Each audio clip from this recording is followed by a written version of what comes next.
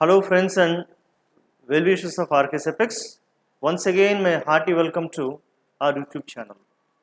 So hope you people are following these videos and noting down the important vocabulary. My dear friends, I promise if you follow like this just for the matter of 3 or 4 months, then you are very familiar or well versed with the vocabulary and you feel comfortable there in the language. Clear? Right. Let's proceed with our today's vocabulary. The first one. Lok Sabha erupts as Birla reads resolution on emergency. Om Prakash Birla అంటే మనకు కొత్తగా లోక్సభకు ఎన్నికైన speaker గారు. ఇతను తన resolution తీర్మానంలో emergency గురించి కూడా ఒక కామెంట్ మెన్షన్ చేయడం జరిగింది. ఎప్పుడో 1975 అయిపోయిన దాని గురించి మళ్ళీ తీసుకురావడం, మొన్న లాస్ట్ వీడియో చెప్పుకున్నాం రేకప్ అంటే పాత జ్ఞాపకాన్ని తిరిగి తోడుకోవడం. దీనిపైన మిగిలిన వాళ్ళందరూ కూడా ఎరప్ట్ అంటే బద్దలయ్యారు. ఎరప్ట్ అంటే కనుక పేరడం, బద్దలవడం. ఒక వాల్కన ఉందనుకోండి, వాల్కన అది ఏమవుతుంది, బద్దలవుతుంది. ఇలాగే ఇది కూడా బద్దలవడం. ఇది ఒక్కోసారి ఒక పాజిటివ్ ఎమోషన్ కూడా వాడతారు. అంతా కూడా పాజిటివ్ ఎమోషన్స్ కూడా, నెగిటివ్కి కాదు. చూద్దాం. So to start suddenly and violently ఉన్నట్టుండి సడన్గా కాస్త వైలెంట్గా తయారవడం. మరి వైలెంట్ నెగిటివ్ కదా అంటే నెగిటివే, కానీ but 1 or 2 occasions you can use in the shade of positive also. How? See చూద్దాం. The volcano could erupt at any time. The volcano could erupt at any time. అలాగే ఇక్కడ ఒక వాల్కనో ఉంది అంటే ఈ వాల్కనో ఇది ఎప్పుడైనా సరే బద్దలవ్వచ్చు. అగ్నిపర్వతం ఎప్పుడైనా కూడా బద్దలవ్వచ్చు వాల్కనో. మనకు మంగళగిరి పానకాల స్వామి ఆలయం ఉంది కదా, అక్కడ అడుగున ఆ కొండలు చాలా ఈ వాల్కనోస్ అంటే అగ్నిపర్వతాలు ఉన్నాయని చెప్తుంటారు. అక్కడ అది కూలవడానికి మనం ఎప్పుడు కూడా స్వామివారికి ఇలా పానకంతో బెల్లం పానకం సమర్పిస్తారు. అదే ఎప్పుడు కూడా ఆ కొండని ప్రశాంతంగా కూల్గా ఉంచుతుంటుంది. అంతా కూడాను ఆ వాల్కనో ఎప్పుడు కూడా బద్దలవ్వదు, ఇరప్ట్ అవ్వదు అన్నట్టు. So the volcano could erupt at any time. Gang violence can erupt for no apparent reason. ఇది చాలా మంచి పదం అండి. ఫర్ నో అపారెంట్ రీజన్ అంటే కనుక స్పష్టమైన కారణం ఏమీ లేకుండా. అంటే ఇట్లాగా the other day the manager shouted at me for no apparent reason. అంటే ఏ కారణం లేకుండా నన్ను అరిచేశారు యాక్చువల్గా. For no apparent reason. For no apparent అంటే స్పష్టమైన, అంటే clear, lucid. So gang violence can erupt అంటే ఒక గ్యాంగ్స్ మధ్య కొట్టుకోవడం అనేది ఒక రీజన్ లేకుండా ఎప్పుడైనా స్టార్ట్ అవ్వచ్చు. అది దానికి ఒక ఇది ఉండాల్సిన అవసరం లేదు అంటున్నారు ఇక్కడ. Gang violence can erupt for no apparent reason. As soon as the teacher left అంటే టీచర్ గారు బయటికి వెళ్ళిన మరుక్షణం ఏమైంది, ద క్లాస్ రూమ్ ఇరప్టెడ్ అంటే క్లాస్ రూమ్ అంతా కూడా చాలా అంటే గొడవకు దారి తీస్తుంది. వాడు వీని కొట్టుకోవడం ఇట్లంతా కూడా. Okay, so class room erupted. So erupt పేలు, బద్దలగు. Next SAD. శాడ్ అంటే ఇక్కడ ఆ శాడ్ కాదండి, ఎస్ఏడి అనేది ఒక డెఫినేషన్ అనమాట. ఎలాగా? So the Shiromani Akali Dal. So SAD working panel reposes faith in Sukhbir's leadership emit voice of rebellion. అంటే ఇక్కడ వర్కింగ్ ప్యానల్ రిపోజ్ అంటే కనుక ఉంచు. ఏముంచింది అక్కడ? అది రిపోజ్ ఫెయిత్, విశ్వాసాన్ని ఉంచింది. ఎవరి మీద? సుఖ్బీర్స్ లీడర్షిప్ అంటే అతని నాయకత్వం పైన. సుఖ్బీర్ అనే అతను ఎవరైతే ఉన్నారో అతడి నాయకత్వం పైన ఈ శిరోమణి అకాలీదళ్ వాళ్ళు తమ విశ్వాసాన్ని ఉంచారు. Amid voice of rebellion. కొద్దిమంది దాన్ని వ్యతిరేకిస్తున్నారు. సరే, రెబల్ అంటే ఏంటి? తిరగబడేవాడు. రెబెలియన్ అంటే తిరుగుబాటుతనం. అందుకనే మనకు రెబల్ స్టార్ అంటారు కదా, రెబల్ స్టార్ ప్రభాస్. కానీ రెబల్ స్టార్ అనేది ఆ పెద్ద అయింది కృష్ణరాజు గారిది. అంటే ఆయన అంతా కూడా తిరుగుబాటు చేసేటువంటి నాయకత్వ లక్షణాలు ఉన్నటువంటి సినిమాలు ఎక్కువ ఆయన నటించారు. దాని నుంచి రెబల్ స్టార్, అలా తిరగబడేవాడు అన్నట్టు ఇక్కడ. సో ఇక్కడ రెబెలియన్ అంటే తిరుగుబాటుతనం. అంటే కొద్దిగా తిరుగుబాటు గొంతుకులకు వినబడుతున్నా వాళ్ళు ఇతని మీద నమ్మకం ఉంచారు. రిపోజ్ అంటే కనుక ఉంచు. Repose. So repose to lie or rest in a particular place అంటే ఉంచడం, లేదా ఎక్కడో ఒక చోట ఉంచడం, repose. So repose. The chief manager always reposes complete faith in his secretary. అంటే చీఫ్ మేనేజర్ ఎప్పుడు కూడా తన సెక్రటరీ పైన పూర్తి నమ్మకాన్ని, విశ్వాసాన్ని ఉంచుతారు. అతను always reposes complete faith. She reposed her head on her husband shoulder. ఇక్కడ రిపోజ్ అంటే కనుక యాక్చువల్గా విశ్రాంతి తీసుకుని కూడా వస్తుంది. ఆ విశ్రాంతి అనేది నౌన్గా ఉంటుంది, వర్బ్గా ఉంటుంది. వర్బ్ అంటే విశ్రాంతి తీసుకును, నౌన్ విశ్రాంతి. ఇక్కడ షీ రిపోజ్డ్ అంటే ఆవిడ తలని వాళ్ళ హస్బెండ్ భుజం మీదకి ఇలాగా వాల్చి కొంచెం రెస్ట్ తీసుకుంది అన్నట్టు అనమాట. అక్కడ she reposed her head on her husband's shoulder. She reposed on the sofa అంటే ఆవిడ సోఫాలకి ఒక్కసారిగా అలాగా అంటే విశ్రాంతి పొందింది అన్నట్టు, అంటే దాని మీద కూలబడ్డది అన్నట్టు అట్లాగా. షీ రిపోజ్ అంటే ఇలా కూర్చొని అమ్మయ్య అలా రెస్ట్ తీసుకోవడం. ఈ 3 కేసెస్లో రిపోజ్ అనేది వర్బ్గా వాడుతున్నాం, వర్బ్. ఇక్కడ noun. She went outside seeking a few moments of repose, ఏదో కొన్ని క్షణాలు వెళ్ళి అలా కొంచెం తిరిగేసి రెస్ట్ తీసుకుని వస్తానంటే కాస్త విశ్రాంతి తీసుకుని వస్తానబ్బా అని చెప్పడం అనమాట. షీ వెంట్ అవుట్ సైడ్ బయటికి వెళ్ళింది దేనికి? సీకింగ్ అంటే కోరడం. Seeking a few moments of repose కొన్ని క్షణాలు కొంచెం అలాగా విశ్రాంతి తీసుకుని వస్తాను. అక్కడ రిపోజ్ అనేది నౌన్ అవుతుంది. నౌన్ మీకు తెలిసిన విషయం అయినా మళ్ళీ చెప్తాను. అక్కడ ఆఫ్ పక్కన ఉంది కదా, ఆఫ్ రిపోజ్. ఇక్కడ రిపోజ్ అనేది నౌన్ అవుతుంది. ఓకే, మనకు జనరల్గా at, in, on, of, by, for ఇవన్నీ ప్రిపోజిషన్స్ కదా. ఈ ప్రిపోజిషన్స్కి ముందు ఇక్కడ ఏదైతే ఉంటుందో అది నౌన్ అవుతుంది. అఫ్కోర్స్ ప్రొనౌన్ కూడా అవుతుంది, నౌన్ ఈక్వలెంట్ కాబట్టి, బట్ నౌన్ కాబట్టి ఈజీగా మనం గుర్తుపట్టచ్చు. సో ఆఫ్ పక్కన ఉంది కదా, నౌన్ అబ్బా చూడంగా చెప్పేయచ్చు. ఇది కాంపిటేటివ్ ఎగ్జామ్స్కి వెళ్ళే వాళ్ళకి ఆ మాత్రం పరిజ్ఞానం ఉండాల్సి ఉంటుంది. ఇక్కడ మోరోవర్ ప్రిపోజిషన్ అంటే అందులోనే మీనింగ్ ఉంది కదా, ప్రీ పొజిషన్ దానికి ముందు ఉంటుంది అన్నట్టు అంతా కూడా, ఆ నౌన్కి ముందు ఉంటుంది. క్లియర్? అది తెలిస్తే ఫ్యూచర్లో కొన్ని కాంపిటేటివ్ బిట్స్ మీ అంతా మీరే కరెక్ట్ చేయగలుగుతారు. దానికి లింక్ సపోర్ట్ అవుతుంది అనమాట అంతా కూడా. Okay, fine. Next, MBBS students undergoes dialysis after ragging. MBBS student, ఒక student undergoes dialysis after ragging అంటే ర్యాగింగ్ అయిన తర్వాత అతను కొంచెం ఇంకా డయాలసిస్ దానికి అంటే కొంచెం ఇబ్బంది పడాల్సి వచ్చింది. ఎఫ్ఐఆర్ ఫైల్ చేశారు అనమాట ర్యాగింగ్ చేసిన వాళ్ళందరి మీద అక్కడ. Okay, it's okay. ఇంతకీ ఇక్కడ ఒకసారి న్యూస్ చదువుదామా. A first year MBBS student of Dungarpur medical college in Rajasthan had to undergo dialysis. Had to అంటే అలా అవ్వాల్సిన అవసరం పడ్డది.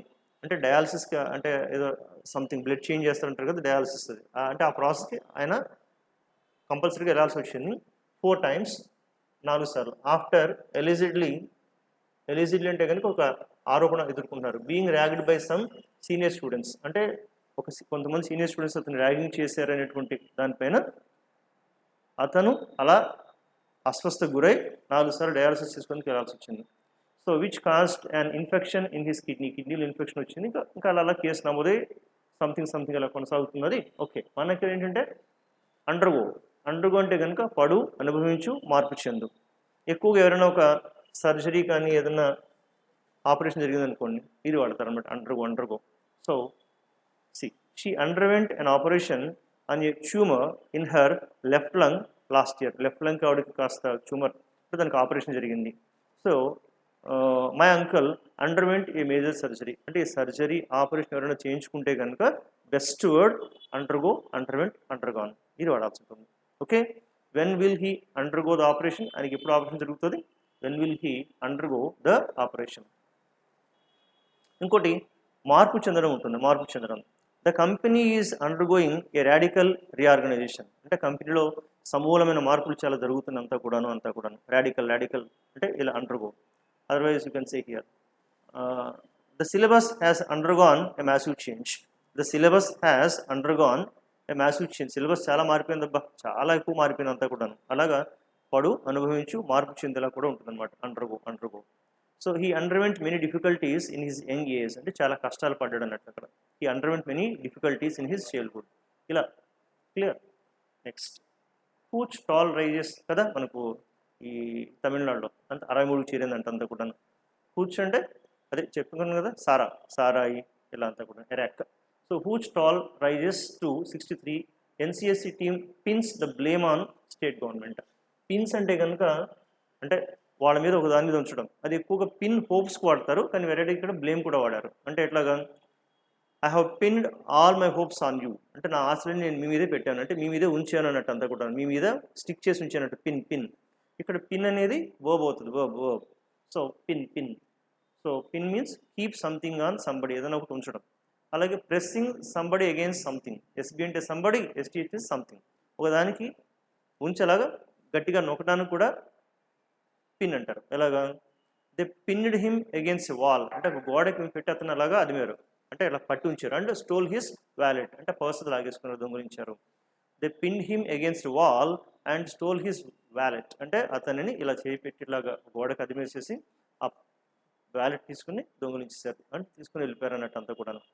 పిన్ అదే పిన్ని ఈ పదం నేర్చుకుంటే చాలా బాగుంటుంది. ఏంటో తెలుసా friends? Pin your hopes on somebody, అంటే మీ హోప్స్, ఎవరి మీద ఉన్న ఆశల మీద పెట్టుకోవడం, ఒక దాని మీద కానీ ఒక మనిషి మీద కానీ పెట్టుకోవడం. Okay, most the parents pin all their hopes on their children, అంటే ఎక్కువ మంది తల్లిదండ్రులు వాళ్ళ ఆశలన్నీ కూడా పిల్లల మీద పెట్టుకుంటారు ఇక్కడ. ఓకే, ఇలా పిన్ హోప్స్ ఆన్ సంబడి బాగా వాడతారండి, pin hopes on somebody. Okay, right. The company is pinning it's hopes on the new project, అంటే కంపెనీ తన ఆశలన్నీ కూడా ఈ కొత్త ప్రాజెక్ట్ పైన పెట్టుకుందంతా కూడా. నా we take Amaravati farmers have pinned their hopes on Chandrababu Naidu, ఆయన పెట్టుకున్నారు, ఆయన కడతారు, ఖచ్చితంగా మనకి న్యాయం చేస్తారంటే అంతా కూడా. So all the farmers of Amaravati pinned their hopes on Chandrababu Naidu, ఇట్లా pin hopes. Next, Kerala high court slams government for inaction over church orders. ఈ చర్చ్ ఆర్డర్స్ పైన సంథింగ్ ఇన్యాక్షన్, అంటే ఎటువంటి యాక్షన్ తీసుకోకుండా ఉండడం వల్ల కేరళ హైకోర్టు కేరళ గవర్నమెంట్ని స్లామ్, అంటే నిందించింది. స్లామ్ అంటే కనుక నిందించు, క్రిటిసైజ్ చేయడం. ఇంకోటి స్లామ్ ద డోర్, అంటే డోర్ని గట్టిగా ఠాక్ పనిలో వేయడం, ఏదైనా వచ్చి అలా గుద్దడం, దాన్ని కూడా స్లామ్ అని వాడతారు. Slam criticise. Although the reviews slammed the play, the audience loved it. అంటే ప్లే అంటే ఒక నాటకం వేస్తారు. ఆ నాటకాన్ని ఈ విమర్శకులందరూ కూడా, చూసిన వాళ్ళు, రివ్యూయర్స్ అంతా కూడా దాన్ని నిందించారు, తిట్టారు, ఇలా ఉంటుంది అలా ఉంది ఇలా మొత్తం విమర్శించారు.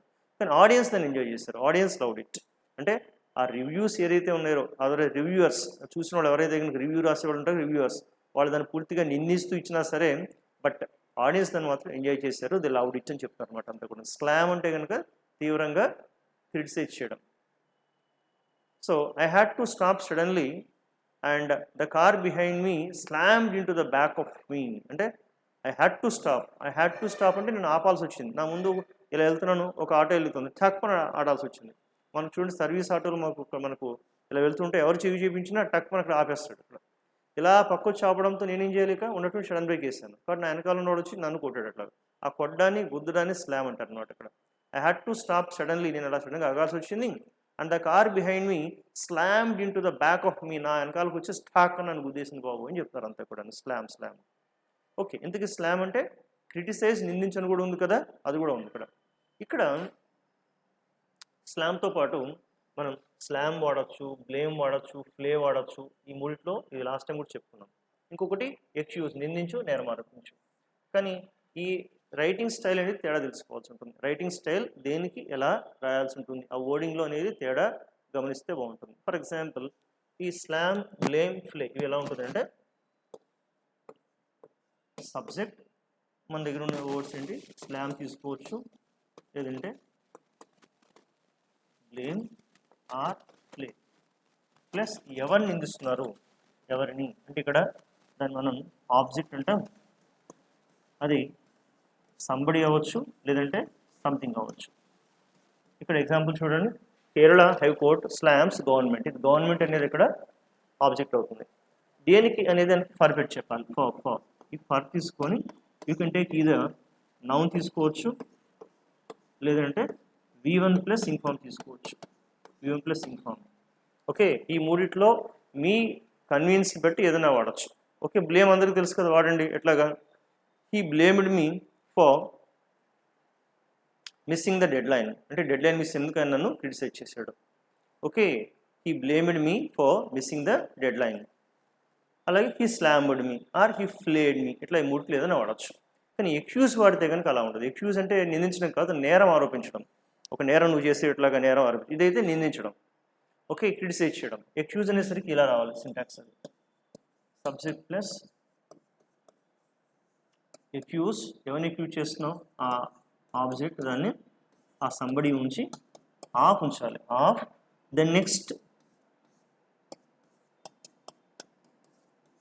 informer noun.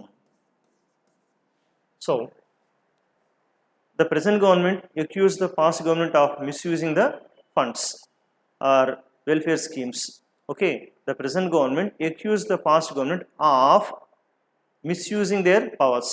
ఇట్లాగా ఆఫ్ పెట్టి ఇన్ఫార్మ్ చెప్పొచ్చు, నాతో కూడా చెప్పొచ్చు, అంతా కూడా క్లియర్.